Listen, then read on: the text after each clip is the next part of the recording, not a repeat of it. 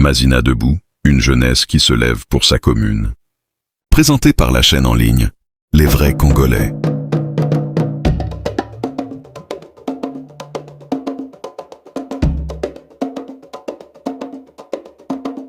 Au cœur de Kinshasa, dans le district de la Tchangu, se trouve une commune dont l'histoire est intimement liée à celle de la capitale congolaise, Mazina. Connue sous le surnom de Chine populaire, Mazina est aujourd'hui l'une des communes les plus peuplées de Kinshasa. Mais derrière ces avenues animées, ces marchés et ces quartiers populaires se cache une histoire faite de courage, de travail et de persévérance. Autrefois composée de vastes espaces marécageux et de terres proches du Poul Malébo, Mazina a accueilli au fil des décennies des milliers de familles venues de toutes les provinces du Congo pour bâtir une nouvelle vie. Des quartiers comme Boba, Sans-Fil, Abattoir, Tchangu, Télévision, Congo, Kassai, Kivu, Mapla et bien d'autres ont vu grandir plusieurs générations de Congolais. Cependant, avec l'augmentation de la population sont apparus de nombreux défis. L'insalubrité, les déchets, les caniveaux bouchés, les inondations et le manque d'entretien de certains espaces publics. Face à cette réalité, une jeunesse consciente a décidé de passer à l'action. Cette jeunesse porte aujourd'hui un nom, Mazina Debout. Mazina Debout est une association citoyenne qui rassemble des jeunes déterminés à contribuer au développement de leur commune. Son objectif est de promouvoir l'assainissement, la propreté, la solidarité et la responsabilité citoyenne. À la tête de cette dynamique se trouve son président, l'honorable Roland Kikonda Kiki, fils de Mazina et défenseur du développement de sa commune. Autour de cette vision se mobilisent de nombreux jeunes volontaires, parmi lesquels Feli, Bob, Dido, Mike et tant d'autres jeunes engagés qui donnent leur temps et leur énergie pour servir leur communauté. Chaque opération d'assainissement est un message fort adressé à toute la population. Le changement commence par nous-mêmes. À travers leurs actions, ces jeunes démontrent qu'il est possible de transformer positivement son environnement lorsque la volonté et l'unité sont au rendez-vous. Aujourd'hui, Mazina Debout lance un appel à tous les fils et filles de Mazina. Que vous soyez à Kinshasa, dans une autre province de la RDC, en Afrique, en Europe, en Amérique, en Asie ou partout ailleurs dans le monde, Mazina reste votre commune. Votre expérience, vos connaissances, vos compétences et votre soutien peuvent contribuer au développement de notre communauté. Nous invitons tous les jeunes de Mazina à adhérer aux associations de développement, à s'organiser, à participer aux activités communautaires et à devenir des acteurs du changement. Car personne ne construira Mazina à notre place. L'avenir de Mazina dépend de l'engagement de ses enfants.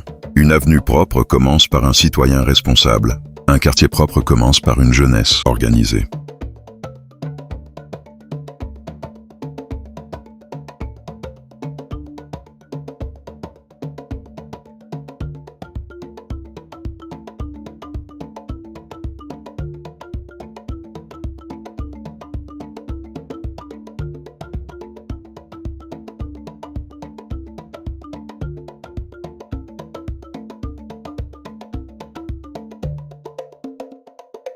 Une grande commune commence par une grande vision.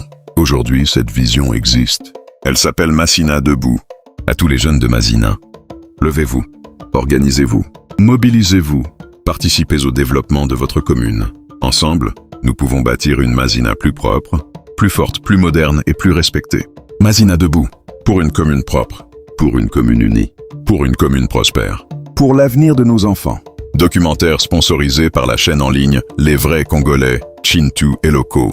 Réalisation, Damswell. Bonjour Papeli. Bonjour papa. Tolamuki na tongo to moina masina awa bato baza mobiliser bazo travailler awa expliquer biso na.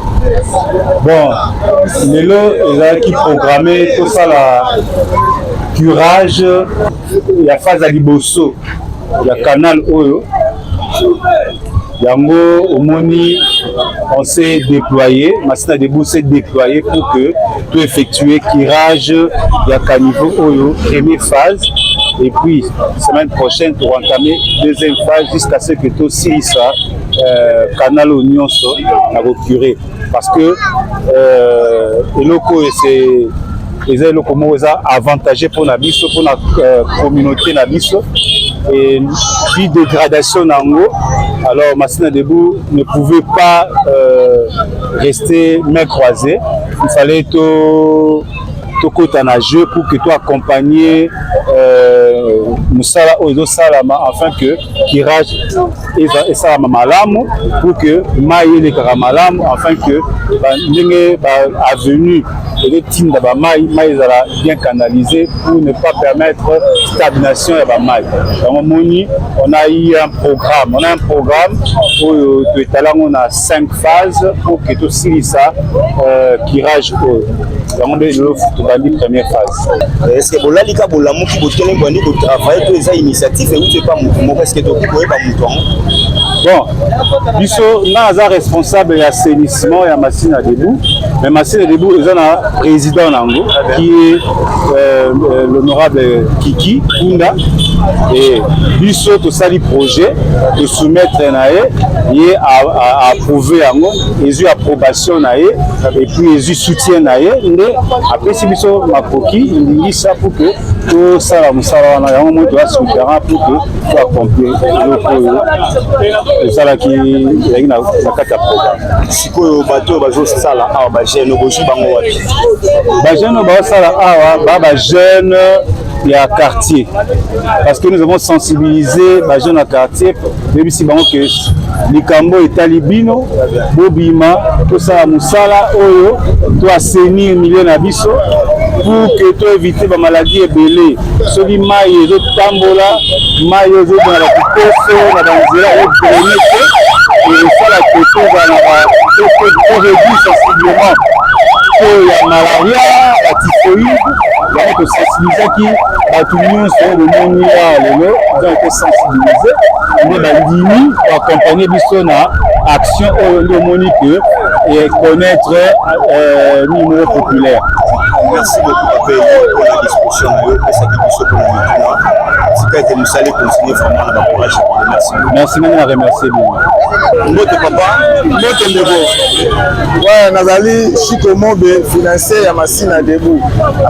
Merci beaucoup to moni bosa na nzela parce que to binzelo salama ki maintenant mesilité mais to moni tirage zo salama awa boye bisabiso na likanise uti wapi bon etant que biso bana machine to sangani na sibel na biso to moni ke ba sala nzela na nous pour mesilité mais ka niveau c'est to biso passe OK soki biso ba kolo mboka ba kolo quartier to commune to telemité et kozala passe mingi yango moni to ndimi to sala programme oyo na ensemble ya lisanga to bongisa to te ya bandeko na biso batika koboka basalite na babalabala le bakonza kanisi biso ko dako sécurité na masina ngana mona masina pour la longwa basina quartier que les quartiers de ko les kapabuva lumumba le baso to pour ya mai changa pour la deuxième pour ya mai njiri il faut to batela yango biso mona na bakolo commune avant ba pa ya ba ko funga biso siko babiloko bozo bimisa awa et okende wapi poso etika lisubo ozonga suna kati est-ce que vous disposez bisika oyo yango ekokende voilà biso toza na masina awa toyebi bakwe na biso etondaka mai toyebi mai changa banzela ezali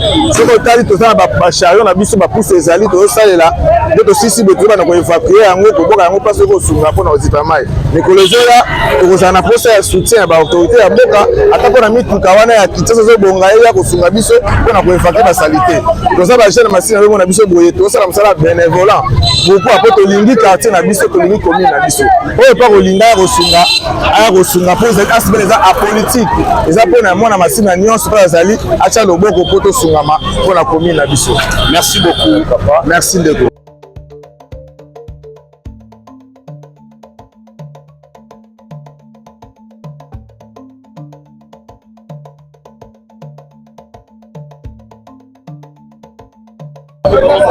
Bonjour président. Bonjour. Merci beaucoup pour votre présence. Tomoni bato travailler à l'initiative Utakiwa. Bon, oyo eza association na biso machine à debout oyo esangisaka bana nyonso ya masina tovandaki tolobaki quartier eza quartier na biso commune eza commune na biso tokozela gouverneur te tokozela chef de l'état te aya kobongisela biso quartier donc biso mo ifo tobanda tobongisa quartier epuis bakonzi baconstate nini oyo biso tozosala quartier na biso raison pour laquelle biso tozosala tirage na route.